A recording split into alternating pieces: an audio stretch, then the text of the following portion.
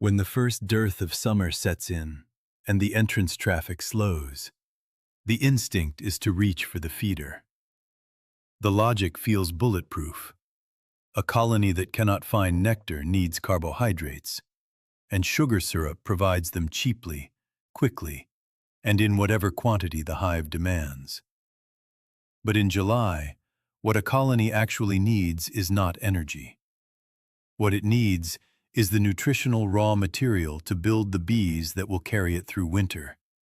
And sugar syrup, whatever its emergency value in autumn, cannot build those bees at all.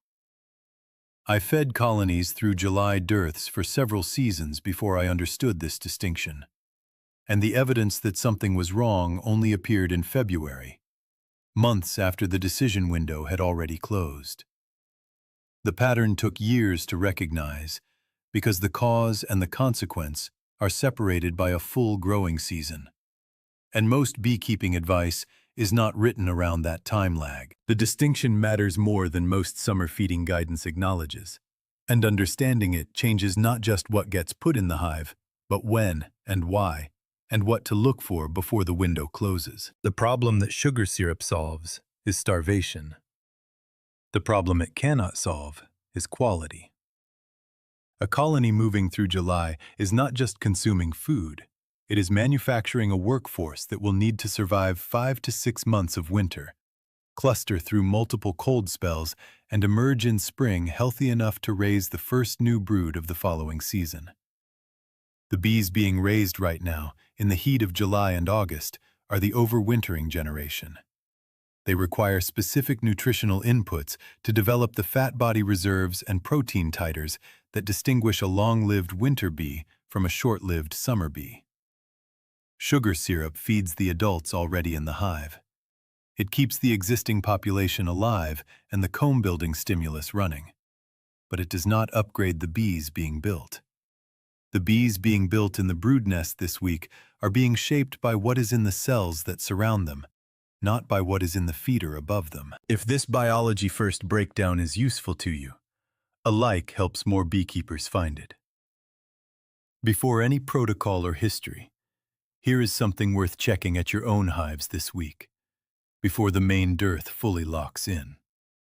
Pull a brood frame from near the center of a strong colony, not a honey frame, a frame with active, capped, and open brood. Look at the cells immediately surrounding the brood. The cells pressed directly against larvae and capped pupae on all sides. If those cells contain compacted, dark, slightly waxy material with a subtle, fermented sour smell, the colony is working from healthy fermented pollen reserves. If those cells are clean and empty, or filled only with thin, unprocessed nectar that flows when you tilt the frame, the colony lacks the immediate protein substrate that nurse bees need to provision larvae at full quality. That single observation, what fills the cells directly adjacent to the brood, tells you more about a July colony's real nutritional condition than entrance traffic, population estimate, or how much honey sits in the supers above. I now make this check before I make any summer feeding decision. Historical commercial beekeepers working large yards through the late 19th and early 20th centuries were tracking something that most modern advice still does not frame clearly: the difference between a colony that is metabolically active and one that is metabolically productive. An active colony looks busy, foragers leaving and returning, the entrance humming with traffic, the cluster filling the box. A productive colony is actually converting nutritional inputs into the specific bee physiology that determines winter outcomes. The distinction only becomes visible when you look at brood nest condition closely, systematically, across many colonies, and then compare what those colonies did 5 and 6 months later when temperatures dropped.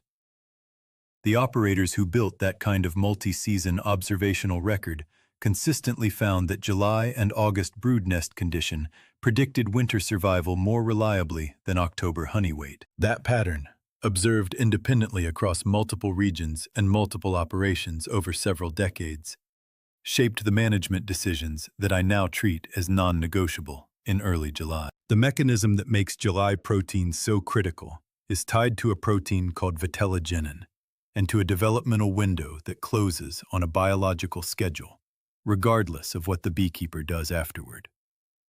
Vitellogenin is synthesized in the fat body of nurse bees from amino acid precursors derived almost entirely from fermented pollen, what the colony processes and stores as bee bread. A nurse bee with adequate bee bread access accumulates Vitellogenin in quantities that directly determine her lifespan, her immune function, and her ability to produce high-quality brood food and royal jelly. A nurse bee working from marginal protein stores produces lower Vitellogenin titers, raises larvae with smaller fat body reserves than they need, and those larvae develop into adult bees that will live 3 to 4 months instead of 6, will not cluster as effectively, and will be more susceptible to the viral loads that varroa mites amplify through winter. The window for building these winter bees in most temperate climates runs from early July through late August. Sugar syrup, which contains no amino acids, contributes nothing to this process. The feeding question in July is not a caloric question. It is a protein question, and most advice answers the wrong one. I understood this intellectually long before I understood it practically, which is usually how it goes with anything that involves delayed consequences. The colony can process sucrose efficiently. It feeds the adult population, stimulates comb drawing, and keeps the hive from triggering starvation response behaviors that disrupt brood rearing. But a colony that receives consistent sugar syrup through July and August can look perfectly healthy in October, full of bees, active entrants, capped stores building across multiple frames, and still arrive in February with a winter bee population that is physiologically compromised in ways that inspection cannot detect until the cluster fails to expand and the colony does not pull through the last cold stretch. I have opened enough spring deadouts to recognize what this failure mode looks like from the inside. Adequate honey stores, a healthy-looking cluster position, but not enough long-lived winter bees remaining to carry the colony across the finish line. The honey was not the problem. The bees that ate it were built in July from inadequate nutritional inputs, and nothing done in October or November could correct that. Here is the reframe that changes everything. The question in July is not, does this colony have enough food? Every managed colony in a well-kept apiary has food in July, at least temporarily, and at least in the short term. The question is whether this colony has enough fermented pollen reserves to support the nurse bee gland activity needed to raise winter bees at the nutritional level required over the next 6 to 8 weeks. That question has a completely different answer from the food question. It requires a different observation to answer, looking at brood nest cells rather than honey frames. It points to a different intervention if the answer is no, and it has a time limit that the food question does not. Missing the protein window in July cannot be compensated for in August, and missing it in August cannot be compensated for in September. There is no workaround for this. The timing is biological, not managerial. What early commercial operators observed, and what the research record has since documented, is that the most reliable summer intervention is protein supplementation timed to the brood cycle, not sugar supplementation timed to visible starvation risk. A colony that receives protein support in the first 2 weeks of July has 6 full weeks to convert that input into the winter bee cohort before the developmental window narrows meaningfully. A colony that receives protein support in late August is working at the very edge of that window. Still worth doing, but the biology is already running against the clock. The colonies I have tracked through multiple winters that failed, despite appearing healthy in autumn, have almost never been colonies that ran out of honey. They were colonies that ran out of the specific, long-lived winter bee phenotype, and the explanation traces back almost every time to what was or was not in the brood nest cells during the first 3 weeks of July. The practical question is what to actually provide. Natural pollen is the highest quality protein source available to a honeybee colony. And in a diverse forage environment, the colony will often source adequate pollen independently if the brood cycle has not been disrupted, and the surrounding landscape includes summer-blooming pollen plants. But suburban apiaries, large operations with limited forage diversity, dry summers where pollen plants shut down alongside nectar plants. These situations cannot rely on independent foraging to fill a July protein gap. The historical response was not a commercial product. Beekeepers maintained pollen-rich plantings timed to bloom during the summer dearth window, kept spare brood frames available for transfer into protein-depleted colonies, and stored pollen trapped from the spring flow, frozen, and returned to the hive in paste or dry form, as the most direct supplemental protein source available. These approaches share a logic that commercial pollen substitute products later formalized. The colony needs amino acids and specific fatty acids that only pollen or an adequate analog can provide. And timing that provision to the brood cycle is more important than the exact source. Here is where most beekeepers who understand this still fail. And it is a timing error, not a product error. They wait for visible signs of protein deficiency before supplementing, by which point the colony has already been running a nutritional deficit for 2 to 3 weeks. Protein deficiency in a July colony does not announce itself the way low honey stores do. There is no empty frame equivalent, no sudden reduction in entrance activity, no dramatic change in colony behavior. What happens is quiet and cumulative. Nurse bee gland output drops incrementally. Larval food quality falls slightly.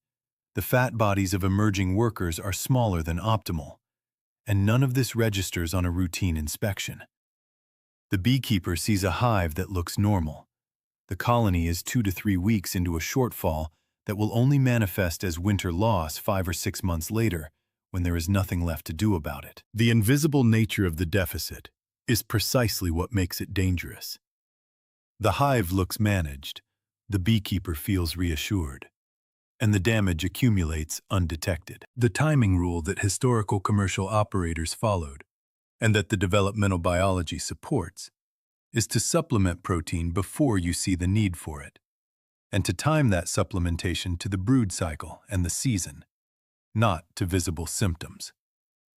At the first signs of reduced pollen forager activity at the entrance during summer dearth, lighter pollen loads, fewer foragers arriving with full corbiculi, a quieter mid-morning entrance, supplement immediately with whatever protein source is available.